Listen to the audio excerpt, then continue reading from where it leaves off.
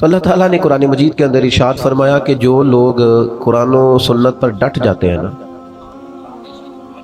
رستہ مشکل ہے، جو لوگ اللہ کا نام لے کے ڈٹ جاتے ہیں، جنہیں ڈٹنا آتا ہے، جو کھڑے ہو جاتے ہیں، ان پر پھر کوئی خوف اور کوئی غم نہیں ہوتا۔ ان الذین قالوا ربنا اللہ ثم استقاموا، بے شک وہ لوگ جنہوں نے کہا اللہ ہمارا رب ہے اور پھر وہ ڈٹ گئے، فلا خوف علیہم، اللہ فرماتے ہیں ان پر کوئی خوف نہیں، ولا هم یحزنون، اور نہ وہ غمگین ہوں گے۔ یاد رکھیے سارے رستے وہ نہیں ہوتے جن پر لوگ تعریفیں کریں، کچھ راہیں وہ بھی ہوتی ہیں جو لوگوں کی وقتی طور پر سمجھ میں نہیں آتی، لوگ اس پر تنقید بھی کرتے ہیں، لوگ اپنی رائے کا اظہار بھی کرتے ہیں، بعض احباب ایسے لوگوں کو دیوانہ بھی کہتے ہیں۔ لیکن اگر آپ شریعت اسلامیہ پر ڈٹے، اگر آپ وہ رستہ اختیار کریں جس رستے میں اللہ اور اس کے رسول صلی اللہ تعالی علیہ وسلم کے نام پر استقامت اختیار کرنی پڑے، تو یہ رستہ اگرچہ مشکل تو ہے، کیونکہ ہمارا مزاج ہوتا ہے گڈ بک میں رہنے کا، ہمارا دل کرتا ہے سارے ہمیں اچھا کہیں، یہ طبیعت ہوتی ہے، تو اس کا نتیجہ یہ نکلتا ہے کہ ہم اپنے گھر میں بھی حق بات نہیں کہتے، ہم اپنے بچوں کے بیچ بھی سیاست کر رہے ہوتے ہیں کہ میں کسی کے سامنے برا نہ بن جاؤں۔ جہاں ہماری بات بڑی آسانی سے مانی جا سکتی ہے وہاں بھی ہم اپنی رائے حق پر مبنی نہیں کہتے۔ اعلیٰ حضرت امام احمد رضا رحمت اللہ تعالی علیہ کی فکر یہ ہے کہ ساری دنیا خفا ہوتی ہے تو ہو جائے، رب راضی رہے، رب کا رسول راضی رہے،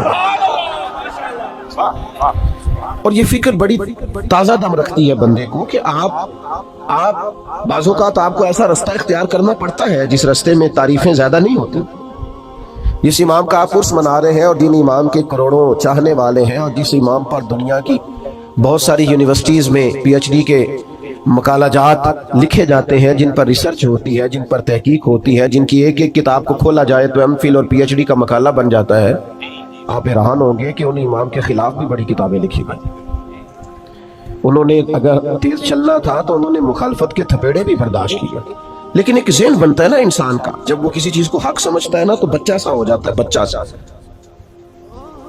جب وہ کسی سے پیار کرتا ہے تو بچہ سا ہو جاتا ہے، بچپنا سا آ جاتا ہے، کوئی تعریف کرے تب بھی پرواہ نہیں، کوئی تنقید کرے تب بھی پرواہ نہیں، اسی کسی دے کچھ بھی نہیں لگ دے، نہ کوئی ساڈا دردی، پھر مزاج اور ہو جاتا ہے، جیم جان دا کچھ وسا نہیں ہو، جان یار نو دے تے شاد ہو جا، ایسے دل دے ہیں فساد سارے، دل دل بر نو دے تے آزاد ہو جا، جے او رکھے آباد تے رو وسدا تے جدوں کرے برباد برباد ہو جا، ختم ہو گئی بات۔ اعلیٰ حضرت رحمت اللہ دیکھیں نا، خطوط آ رہے ہیں، عصر کے بعد وقت ہوتا تھا خطوط کھولنے کا، خطوط پڑھنے کا، جواب لکھنے کا، وہ جس طرح ہم شکوہ نہیں کرتے کہ آپ نے میرا میسیج ہی نہیں سنا، آپ نے رپلائی نہیں کیا، سن لیا اور بتائے کچھ نہیں، تو زمانہ تھا خطوط آتے تھے ڈھیروں کی تعداد، بعد نماز عصر شارح بخاری حضرت مولانا ظفر الدین بہاری رحمت اللہ علیہ ان خطوط کو کھولا کرتے، پڑھا کرتے، ان کے جواب لکھا کرتے، تو خط پڑھتے پڑھتے مجھے لگتا ہے موبائلوں کی زیادہ ضرورت ہے آپ کو، بھائی جان چھوڑ دیں، آپ ساری محفل کو خراب کر رہے ہیں، یہ موبائل والے بھائی کیا کرتے ہیں، آپ اتنے معزز لوگ ہیں، مجھے تو حضرت نے کہا تھا آپ سے تقریر کرنی ہے، میری ویڈیو چاہیے تھی تو بتا دیتے، کافی تھی، بھیج دیتے آپ کو، میں نے تو سوچا تھا چلو مچ بال عشق دا سیکھا گئے تھے، ایک دوجے نو ویکھا گے، تو آپ بالکل بیچ میں موبائل کا شریکہ لے کے بیٹھ گئے، تو آپ تھوڑی توجہ کریں، وقت ہی اتنا نہیں ہے کوئی آپ سے خاص مضمون بیان کیا جا سکے، ایک بات چھیڑی ہے چلو وہ تو کر لینے دیں، کیسا دستور زبان بندی ہے تیری محفل میں، بات کرنے کو ترستی ہے زبان میری، اور بھائی سنو اور یاد رکھو، حضرت مولانا ظفر الدین صاحب بہاری رحمت اللہ علیہ نے خطوط کھولے، یہ ذرا رنگ دیکھنا، یہ کیا بات ہوئی کہ ساری زندگی میٹھی میٹھی تو کھا گئے اور دو چار کڑوی آئی تو بالکل تیرا رنگ ہی بدل گیا۔ اگر تو راہ عشق کا مسافر ہے، تجھے پھول کھانے آتے ہیں، اگر تجھے نعرے لگوانے آتے ہیں تو کبھی کبھی اس راہ میں روڑے بھی کھا، کبھی کبھی اس رستے میں ستایا بھی جا، کبھی کبھی تنقید کی راہ سے بھی گزر، یہ بھی اس رستے کی ضرورت ہے۔ اعلیٰ حضرت رحمت اللہ علیہ کے شاگرد اور خلیفہ خطوط پڑھ رہے ہیں، تو خط کھولا تو خط میں گالیاں لکھی تھی، میرے امام کو برا بھلا کہا تھا، طنز کیا تھا، تنقید کی تھی، کسی نے اپنے دل کی بھڑاس کھول کے نکالی، تو عقیدت مند تھے نا حضرت تڑپ اٹھے اور کہا آج ہی مقدمہ کروں گا اس کے خلاف، لیکن اللہ کے بندوں کی ایک شان ہوتی ہے، وَلَا يَخَافُونَ لَوْمَةَ لَائِمٍ، وہ کسی ملامت کرنے والے کی ملامت کی پرواہ راہ خدا میں نہیں کرتے۔ اعلیٰ حضرت رحمۃ اللہ علیہ نے فرمایا یہ مجھے گالیاں دی ہیں تو ان پر مقدمہ کرو گے؟ عرض کی حضور ہاں۔ فرمایا الماری سے کچھ اور خطوط اٹھا کے لاؤ نا، تو باقی بھی لائے، تو فرمایا یہ بھی پڑھو۔ تو کسی نے کہا تھا امام اہل سنت، کسی نے لکھا تھا مجدد میت حاضرہ، مؤید ملت طاہرہ، صاحب حجت القاہرہ، کسی نے کچھ تو کسی نے کچھ۔ اعلیٰ حضرت مسکرائے، فرمایا یہ جنہوں نے تعریفیں کی ہیں پہلے جائیدادیں بانٹو نا ان کو، تو پھر مقدمے کر لینا۔ فرمایا شکر کرو، شکر کرو، ان کا وطیرہ ہے محبوب کے لیے معاذ اللہ کمزور جملے لکھنا۔ جب تک مجھے برا بھلا کہہ رہے ہیں، محبوب کی طرف سے تو رکے ہوئے ہیں، ہم تو ڈھال ہیں اس راہ۔ بھائی آپ ڈٹے، حق بات کہیں، اپنی زندگی میں وطیرہ بن۔ یہ کیا بات ہوئی کہ دوستوں کی محفل میں بھی تو حق نہیں کہتا؟ تجھے کہیں سچ بولنا ہی نہیں آتا، تو ڈرتا ہے کہ میں سچ بولوں گا تو لوگ مخالف ہو جائیں گے۔ لوگوں کے مخالف ہونے سے کبھی بھی کوئی نقصان نہیں ہوتا۔ انداز یہ اختیار کرو کہ رب رسول کی رضا ملے۔ سمجھو اس پیارے بھائی، اللہ آپ کو سلامت۔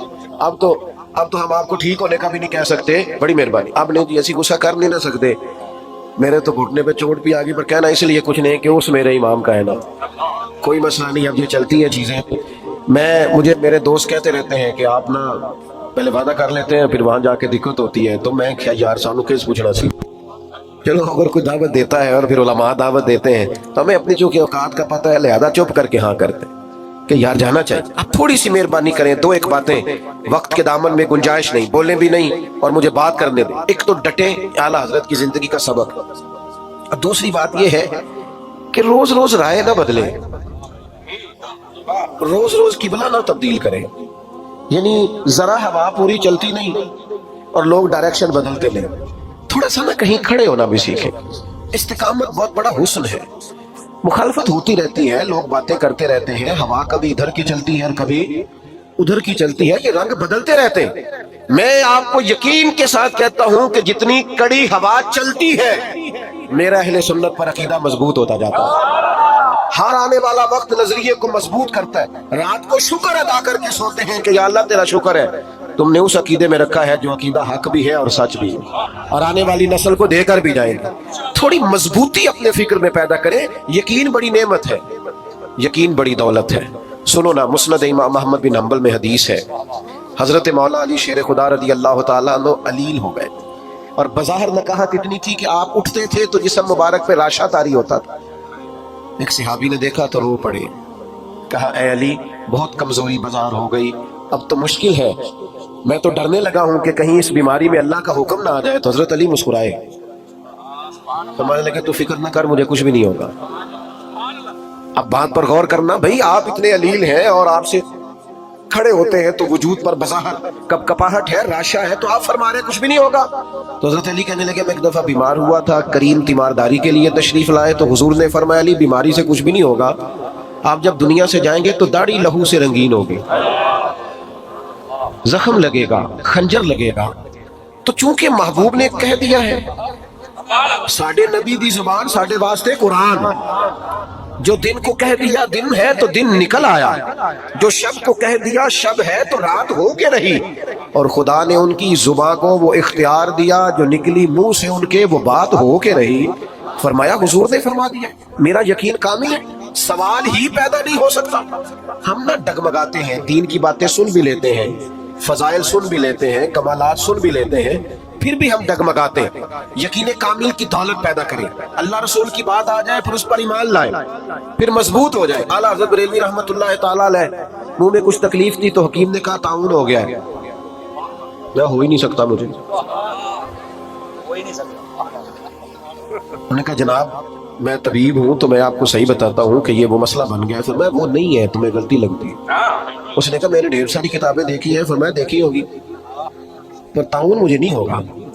وہ چلا گیا، تھوڑی دیر کے بعد مسواک منگوائی، وہ مسواک کی، تھوڑا سا پانی منہ سے نکلا، طبیعت ٹھیک ہو گئی۔ تو خدام نے کہا حضور واقعی تعاون نہیں تھا، وہ تو اتنی جلدی جاتا نہیں، آپ کو کیسے یقین تھا تعاون نہیں؟ اللہ کرے ہمیں وہ یقین نصیب ہو، وہ استقامت نصیب ہو۔ ڈگمگاتے لوگ، بے یقین باتیں، ٹوٹتی بکھرتی سوچیں، وسوسوں کے غلبے، ادھر ادھر کی باتیں، کچے پکے سوالات۔ اعلیٰ حضرت فرمانے لگے، نبی پاک علیہ السلام نے ایک دعا ارشاد فرمائی ہے، جو کسی مصیبت زدہ کو دیکھ کے پڑھو تو تم کبھی اس مصیبت کا شکار نہیں ہوگے۔ میں نے ایک تعاون والے کو دیکھ کے پڑھ لی تھی، وہ زبان جس کو سب کن کی کنجی کہیں، اس کی نافذ حکومت پہ لاکھوں سلام۔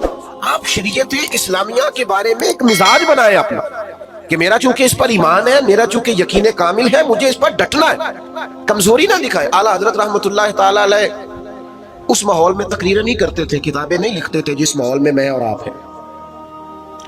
یہ والا ماحول اور یہ والا مزاج، چاروں جانب نعرے لگتے ہیں، چاروں جانب لوگ تعریفیں کرتے ہیں، چاروں جانب سے لوگ پذیرائی کرتے ہیں، پھول پھینکتے ہیں، یہ والا مزاج نہیں تھا۔ انگریز کی حکومت تھی، ہندوؤں کی کثرت تھی، اس ماحول کے اندر حق بات کہنا، آپ بات کو سمجھیں، آج اتنا مشکل نہیں ہوتا، لیکن بڑے لوگ ایسے ہوتے ہیں جن کی باتیں حق بات کہتے وقت لڑکھڑاتی ہیں، وہ جملہ تک نہیں کہہ سکتے، اتنی طاقت نہیں رکھتے۔ حکومت ہندو کی، حکومت انگریز کی، کثرت ہندو کی۔ فاضل بریلوی سے سوال ہوتا ہے، ہندوؤں کے میلے میں جا سکتے ہیں؟ بڑا بچ بچ کے لوگ آج بات کرتے ہیں۔ شریعت کا دفاع کرنا ہوتا ہے تو لوگ سہمے سہمے سے، ڈرے ڈرے سے، ان کا مزاج نہیں ہوتا۔ وہ کہتے ہیں جناب وہ لبرل کیا کہیں گے، وہ فلانا کیا کہے گا، وہ فلاں آدمی کیا بولے گا۔ اعلیٰ حضرت سے کہا ہندوؤں کے میلے میں جا سکتے ہیں؟ تو فرمایا وہاں تو وہ معاذ اللہ اپنی کفری اور رسومات بھی کرتے ہیں۔ حضور جا سکتے ہیں؟ فرمایا حرام نہیں، حرام ہے، حرام ہے، اشد حرام ہے۔ اتنی کھول کے بات، اتنی واضح بات، آپ کا تشخص ہے ایک الگ سے، آپ ایک الگ سے زندگی رکھتے ہیں، مومن ایک الگ سے اپنا تعارف رکھتا ہے، مسلمان کی اپنی ایک شان ہوتی ہے، وہ اپنی شان میں انفرادیت رکھتا ہے۔ یہ کیا بات ہوئی کہ آپ ہر معاملے کے اندر، ہر جگہ آپ کا جو رویہ ہے وہ انتہائی مداحنت پر مبنی ہو؟ بھائیو یاد رکھیے، آپ اپنے دین کے لیے، نظریے کے لیے، عقیدے کے لیے کھڑا ہونا سیکھیں۔ یہ نہ بڑا دیندار آدمی ہے جی، کیا دینداری ہے، محفل بڑی صحیح کراتا ہے، تو میں تو اسے دیندار مانتا ہوں جو بیٹے کی شادی والے دن دیندار ہو۔ ناراض ہو گئے ہو؟ جو بچے کی مہندی والے دن مسلمان ہو وہ دیندار ہے۔ ہاں، محفل والے دن تو ادھاری ٹوپی لے کے بھی لوگ آ جاتے ہیں کسی سے، کہتے ذرا ادھار دینا، میں نے محفل پہ جانا ہے۔ یہاں تو لوگ سارے ٹھیک ہو جاتے ہیں۔ رمضان شریف میں تو بہت سارے لوگ ہیں جو مسجد آ جاتے ہیں، پتہ تو تب ہے جب وہ کیفیت بنی ہوئی ہے، چاروں جانب سے گھیرا جا رہا ہے، اور پھر آپ کا رویہ دین کا ہو، آپ ڈٹے کہیں میں نہیں کرنے دوں گا۔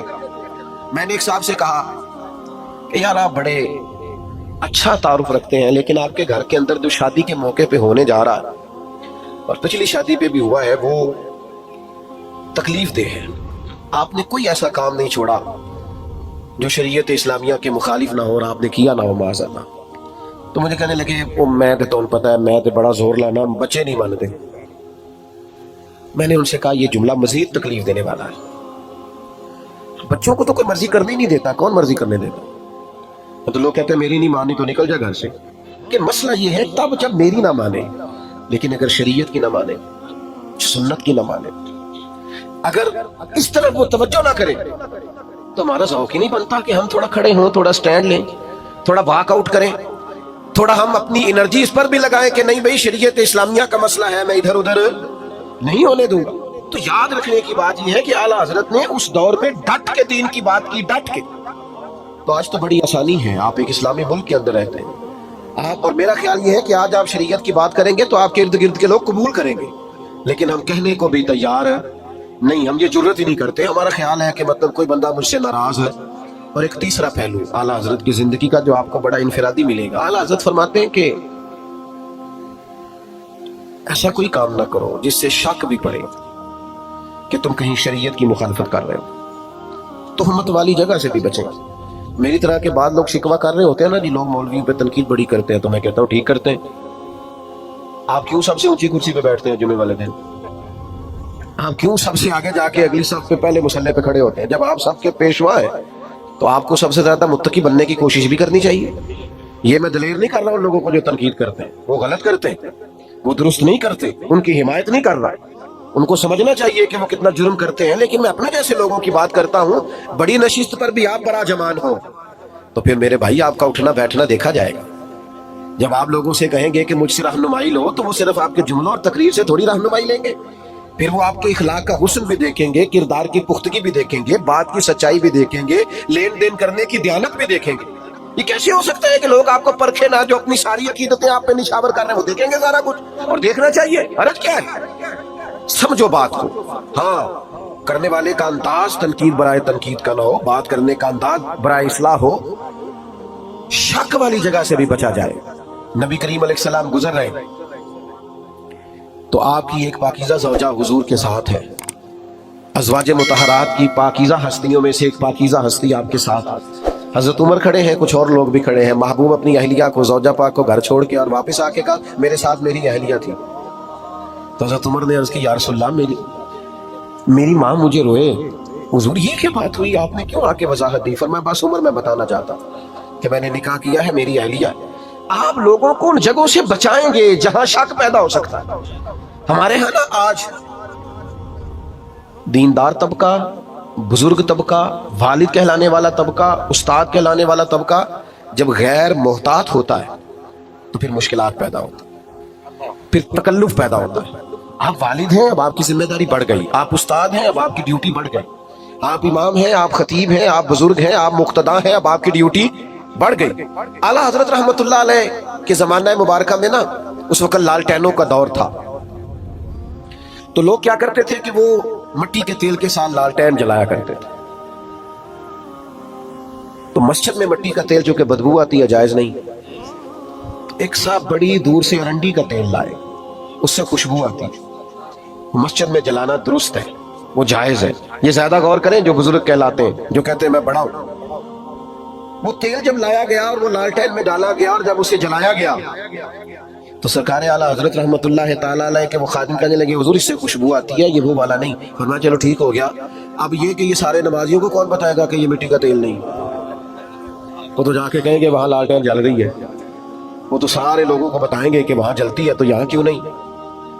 تو کہا حضور پھر حکم کیا ہے؟ فرمایا آپ اس طرح کریں, سنتیں بہت پہلے پڑھیں اذان کے فوراً بعد, اور پھر لالٹین کے پاس کھڑے ہو جائیں, اور جتنے لوگ مسجد میں داخل ہو آپ بول بول کے بتائیں کہ یہ مٹی کا تیل نہیں, یہ مٹی کا تیل نہیں, یہ مٹی کا تیل نہیں. اور فرمایا پھر فرض پڑھ کے دعا سے پہلے کھڑے ہو جائیں اور پھر اس لالٹین کے پاس کھڑے ہو کے بار بار بتائیں کہ مٹی کا نہیں بھائی, مٹی کا نہیں بھائی.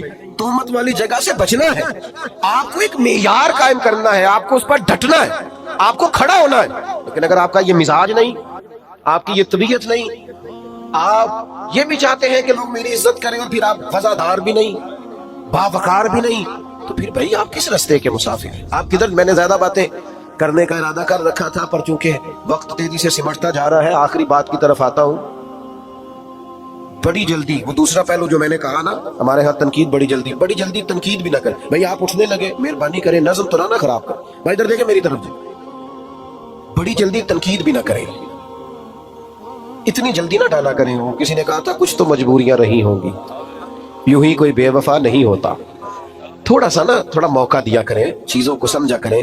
وہ ہمارے ہاں نا سارے ٹیسٹر لوگ اکٹھے لے آتے اور ہر زاویے سے کسی کو پرکھنا شروع کر دیتے. ہر زاویے, میں منع کرتا ہوں نا دوستوں کو ہر چیز کی ویڈیو نہ بناؤ. اب ہوتا کیا ہے, میں گزر رہا ہوں اور اب میں 2-3 مصروفیات سے فارغ ہو کے آیا ہوں اور یہاں سے بھی فارغ ہو کے میری مصروفیات. اب بہت سارے دوست یہ تو پوچھتے نہیں کہ آپ چلے کہ نہیں, وہ تو اتنا ہی پوچھتے ہیں پہنچے کتنے ہو. اور پھر وہ کئی دفعہ 15-20 فون کر دیتے ہیں 20-25 منٹ میں. ایک سے تو میں نے کہا تھا جی تیرے فون نہ اسی ٹائم پہ پہنچنا ہے نا, پھر 5-5 منٹ بعد کر, اور اگر ٹائم لگنا ہے کچھ تھوڑا سا تو پھر آپ کو ایک فون کیا, آپ تھوڑا فاصلے کو آپ ماپیں اور اس کے مطابق دوبارہ رابطہ کریں. لیکن وہ چونکہ فون ہاتھ میں ہے اور خیر سے سستا بھی کافی ہے, تو بہت سارے احباب جو ہیں وہ پھر تو اب وہ گزر رہے ہیں تو کسی سے ہاتھ ملا سکے ہیں, کسی سے نہیں, سب کی ویڈیو بن گئی. پھر وہ پاس بھی کسی نے نہیں رکھنی, وہ ڈالنی بھی لازمی ہے. پھر وہ اوپر گول دائرہ لگا کے کہیں گے مولوی کا تکبر دیکھو, سلام نہیں لی. بھئی اب وہ ماحول ہی نہیں تھا, روک ہی نہیں سکتے تھے. اور کئی جگہ تو ایسا ہوتا ہے کہ لوگ کہتے ہیں جلدی منتشر کریں, پیچھے رش ہے, خالی کریں گیٹ. تو کئی دفعہ ایسے معاملات آتے ہیں کہ ذرا سی بات پر تنقید ہونے لگتی, اس سے تکلیف بھی یقیناً ہوتی. پوری بات ہی نہیں سنی, تھوڑی سی پیچھے سے کاٹ لی, تھوڑی آگے 2 جملے لے لیے, تنقید شروع کر دی. اعلیٰ حضرت نے لکھا ہے قراء سے معذرت کے ساتھ لکھا ہے کہ 2-4 اچھے قراء نے ایک عالم کے پیچھے نماز پڑھی, تو ان قراء کے نا عالم صاحب کے کچھ مستحب قواعد درست نہیں تھے. تو لوگ دیر نہیں نہ کرتے, فوراً کہنے لگے ایڈے بڑے عالم نے تھے, قرآن بھی نہیں ٹھیک پڑھنا ہوتا. اسی وقت میں نے پہلے کہا قراء سے معذرت کے ساتھ. اور ویسے چونکہ تھوڑا شاعری سے دلچسپی رکھتا ہوں تو لفظ تاثیر سے بنتے ہیں, تلفظ سے نہیں. اہل دل آج بھی ہے اہل زباں سے آگے. مستحب قواعد سیکھ نہیں تھے پر وہ تنقید کر دی, منٹ نہیں لگایا, دیکھو جی یہ تو اتنے بڑے ہیں اور قرآن مجید نہیں پڑھنا آتا. تو نماز مکمل کر کے نہانے چلے گئے, تو کرتے وغیرہ اتار کے انہوں نے رکھا اپنا قمیض, تو وہ شیر اٹھا کے لے گئے. اب وہ بڑی عجیب حالت ہو گئی, کتنی دیر پانی میں بندہ رہ سکتا ہے, ٹھٹھرنے لگے. اعلیٰ حضرت فرماتے ہیں کہ وہ بزرگ جو تھے وہ شیر کا ان سے پیار کا تعلق تھا, محبت کا تعلق تھا. چلیں آپ کرامت نہ بھی کہیں تو کچھ جانوروں سے پیار نہیں ہو جاتا. آج بھی لوگوں نے رکھے نہیں ہوئے جانور, وہ پیار کی کہنے نے انہونس ہو گیا کہ جایا ہے, تو وہ پیار تھا. تو شیر اوپر بیٹھا کپڑے لے کے, تو حضرت نے شیر کو اشارہ کیا, ادھر آنا. دم ہلاتا آ گیا, قدم چومے, تو فرمانے لگے ہمارے مہمانوں کو تنگ کرتا ہے. اور پھر وہ کپڑے ان کو تھمائے, کرتے ان کو دیے, اور وہ جو حدیث پاک میں فرمایا نا, مومن کی فراست قلبی سے ڈرو, فَإِنَّهُ يَنْظُرُ بِنُورٍ, وہ اللہ کے نور سے دیکھتا ہے. تو پتہ کیا جملہ کہا اس بزرگ نے. اعلیٰ حضرت فرماتے ہیں ان بزرگوں نے بڑے خوبصورت میٹھے اور سونے لفظوں میں کہا, مولانا آپ نے لفظ سیدھے کیے, ہم نے دل سیدھا کیا ہوا ہے. تو سارا وقت صرف جملے ٹھیک کرنے, جلدی نہ کریں تنقید کرنے میں, تھوڑا سا نا وقت تو دیں. ہم نا بہت جلدی کرتے, پوری بات کا بھی نہیں پتا ہوتا, پوری تفصیل بھی ہمارے سامنے نہیں ہوتی, لیکن تنقید کرنے کی جو کی عادت ہوتی ہے, مزاج ہوتا ہے. کچھ لوگ ایسے ہوتے ہیں جن کے پاس آپ نے ناراض نہیں ہونا, ان کے پاس اچھی خبر ہوتی کوئی نہیں بیچاروں کو. وہ جب بھی بات کریں گے کوئی مایوسی والی بات کریں گے, کوئی خوفناک. میں ملک سے باہر تھا تو ایک صاحب مجھے کہنے لگے بڑے پاکستان کے حالات خراب ہیں, لوگ لڑتے ہیں, فلاں ہے, سیاستدان بھی برے, فلانا بھی برا, فلانا بھی برا, یہ ہو گیا. تو میں نے ان سے کہا آپ کو کیسے پتا ہے, آپ تو باہر رہتے ہیں. کہتے سنا ہے. تو میں کہ سانو پوچھنا سی ہوتے رہنے ہیں, اتنی جلدی آپ کیوں تنقید کرتے ہیں. میرا وطن وہ وطن ہے, میرا دیش وہ دیش ہے. کچھ عرصہ پہلے سیلاب آیا تھا, ہم نکلے تھے کچھ اپنے حصے کی خدمت کرنے. جس بیٹی نے خود محنت کر کے جہیز بنایا تھا, اس نے بھی کپڑے نکال کے دے دی. ہم نے جب 4 مہینے کی ایڈوانس تنخواہیں نکال کے دے دی. آپ کس دیش کی بات کرتے ہیں؟ یا آپ کو سیاستدانوں کا دیش لگتا ہے, یا آپ کو حکمرانوں کا اور تاجروں کا دیش لگتا ہے؟ کل عرس گزرا ہے, یہ دیش داتا علی اجویری کا ہے, یہ بابا فرید الدین مسعود گنج شکر کا ہے, یہ حضرت بہاؤالدین زکریا ملتانی کا ہے, یہ دیش حضرت پیر مہر علی شاہ کا ہے, یہ دیش حضرت پیر جماعت علی شاہ کا ہے. میں تمہیں سچ بتاتا ہوں, یہ حضرت محدث اعظم پاکستان کا, یہ حضور غزالی زماں کا ہے, یہ اولیاء کا صوفیاء کا دیش ہے. اس دیش کی بنیادوں میں میرے بزرگوں نے اپنی محبتوں کو شامل کیا ہے. اس کی مٹی کبھی خشک نہیں ہو سکتی, اس کی بنیادیں کبھی بنجر نہیں ہو سکتی. میرے عرب کو آئی ٹھنڈی ہوا جہاں سے, میرا وہی وطن ہے, میرا وہی وطن ہے. میرے عزیز, اپنے بزرگوں کے اصول کو سمجھیں, دین پر ڈٹنا سیکھیں, یقین کامل کی دولت حاصل کریں, تہمت والی جگہ سے بچیں. اور آخری گزارش یہ کی ہے, تنقید کرنے میں جلدی نہ کریں. یہ سارا میرے اعلیٰ حضرت کا پیغام ہے.